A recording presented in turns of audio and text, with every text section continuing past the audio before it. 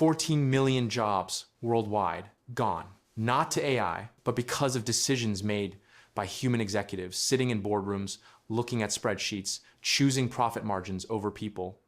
14 million jobs. And here's what nobody's telling you. AI isn't stealing your job. Your employer is using AI as the excuse to take it from you. They're making it sound inevitable, like some force of nature sweeping through the economy. But here's the truth. It's a choice. Their choice. Let me show you exactly what's really happening. Look, we've all heard the headlines. AI is coming for our jobs. Robots replacing workers. The future of automation. It all sounds so impersonal, right? Like technology is this unstoppable wave that just happens to everyone. But that's not the story. Here's the key. When Microsoft CEO Satya Nadella announced that AI now writes 30% of the company's code, over 40% of their recent layoffs hit software engineers. Think about that for a second. The people who build the code are being replaced by the code they helped create. And Microsoft isn't struggling. They posted $70 billion in revenue in just the first quarter of 2025. That's a 13% increase from the year before. While they were growing, they cut over 15,000 jobs. Not because they were failing, because they could. Let me show you what's different this time. In 2023, 37% of companies said AI replaced workers because those workers were no longer needed. By 2024, that number jumped. 44% of companies using or planning to use AI said layoffs were coming. Not maybe, definitely. And here's what nobody tells you. 41% of employers worldwide, nearly half, plan to reduce their workforce in the next 5 years specifically because of AI automation. But they're not waiting 5 years. They're doing it right now, this quarter, this month. Amazon CEO Andy Jassy sent an internal memo earlier this year saying AI will reduce the corporate workforce over time. He didn't dance around it. He said as AI agents roll out, they'll need fewer people doing some of the jobs that are being done today. Here's the pattern interrupt most people miss. These aren't tech companies in crisis. Amazon is thriving. Microsoft is printing money. Intel, despite massive layoffs, still operates globally. These companies aren't cutting people to survive. They're cutting people to maximize what they're already making. UPS eliminated 48,000 roles this year, not because packages stopped moving. They said it themselves. This was powered by automation. They're freeing up their network to grow in what they call the best parts of the market. Translation, we can do more with fewer people. So why wouldn't we? Here's what nobody tells you. This isn't about efficiency for you. It's about efficiency for shareholders. Let me show you exactly who's getting hit. Young workers, people aged 18 to 24, are 129% more likely than older workers to worry AI will make their jobs obsolete. And they should be worried. Entry-level positions are disappearing at a terrifying rate. Nearly 50 million jobs in the U.S. alone are affected.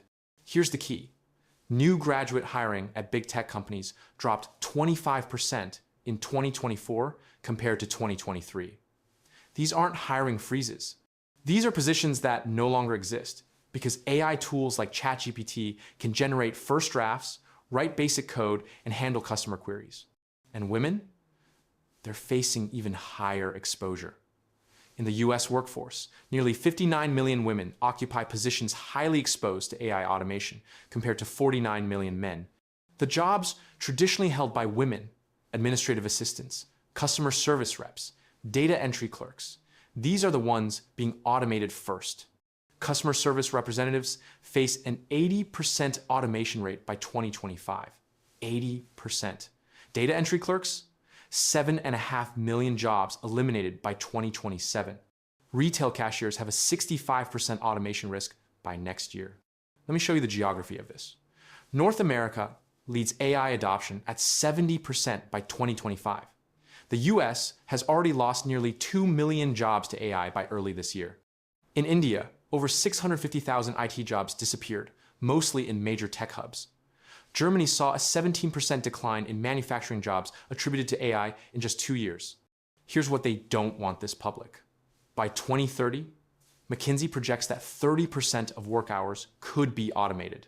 Not might be, Could be. The research is clear. The timeline is now. But here's the real twist. And this is what makes people angry when they finally understand it. While 85 million jobs are projected to be displaced by 2025, the World Economic Forum says 97 million new roles will emerge. Sounds like good news, right? A net gain of 12 million jobs? Here's what nobody tells you. 77% of those new AI jobs require master's degrees. 18% require doctoral degrees. So they're not replacing your job with another job you can do. They're replacing your job with a job you'd need to spend 6 more years in school to qualify for. And who has that time? Who has that money? Especially when you just lost your income. Here's where this gets really uncomfortable. Because companies have figured out how to make this look like progress. They'll tell you AI creates jobs. And technically, it does.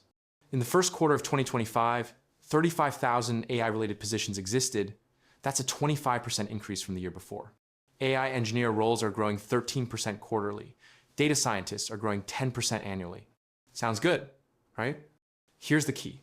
For every 10 jobs displaced by automation in 2025, only about 7 jobs were created in AI-related fields. And those 7 jobs, they require completely different skills. You can't just retrain a customer service rep to become a machine learning engineer in 6 months. Companies know this. They're counting on it. 75% of U.S. employers say lifelong learning and upskilling are top priorities. But then you look at the numbers. Only 12% of older workers, people 55 and up, enrolled in AI transition programs in 2024. Part-time workers saw a 21% higher displacement rate than full-time staff. Remote workers using AI monitoring tools lost thousands of jobs in just 1 year. Here's what nobody tells you. The upskilling conversation is a deflection. It puts the responsibility on you to somehow predict which skills will be valuable in 5 years and retrain yourself while working full-time, possibly with a family, probably with debt, definitely without the resources massive corporations have.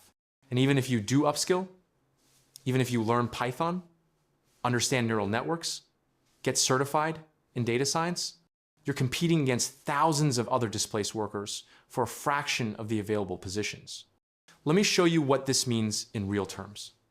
In the first 6 months of 2025, 78,000 tech job losses were directly attributed to AI. That's 427 layoffs every single day. Entry-level job postings dropped 15% year over year. Job openings in professional services hit the lowest level since 2013, a 20% drop. And here's the brutal irony. 40% of white-collar job seekers in 2024 couldn't even get interviews. High-paying positions, jobs paying over $96,000 hit decade-low hiring levels. So you've got experienced, qualified, educated people who can't find work while companies post record profits and talk about AI making everything better. Let me show you what's really happening here. This isn't about technology. It's about power. When Andy Jassy says Amazon will need fewer corporate workers because of AI, he's not describing an inevitable future. He's announcing a decision. When Meta CEO Mark Zuckerberg says 2025 will be an intense year and they're moving out low performers faster, that's not AI talking. That's him deciding to cut 5% of the workforce, thousands of people, and framing it as performance management. Here's the key. AI doesn't make decisions. People do. Executives do. The World Economic Forum reports that 41% of employers plan workforce reductions due to AI. But AI didn't fill out that survey. CEOs did. Board members did. The people who benefit from higher stock prices and bigger bonuses did. Anthropic CEO warned that AI could eliminate half of all entry-level white-collar jobs within 5 years. Half. Think about what that means for an entire generation entering the workforce. But he's not warning about AI like it's a hurricane. He's part of the industry creating it, deploying it, profiting from it. Here's what nobody tells you. We're watching the largest transfer of work from humans to machines in history, and it's being sold to us as innovation, as progress, as inevitable. But it's not inevitable. It's a choice. So here we are. The question isn't whether AI will change the job market. It already has. 78,000 jobs in just 6 months. 14 million worldwide so far. 85 million projected by the end of this year. The question is, what do we do about it? Here's what they want you to think. This is your problem to solve. Upskill, adapt, learn to work with AI, become irrelevant or become essential. The choice is yours. AI won't take your job, but your employer might use it as the reason they give you when they do. And that's not the same thing at all.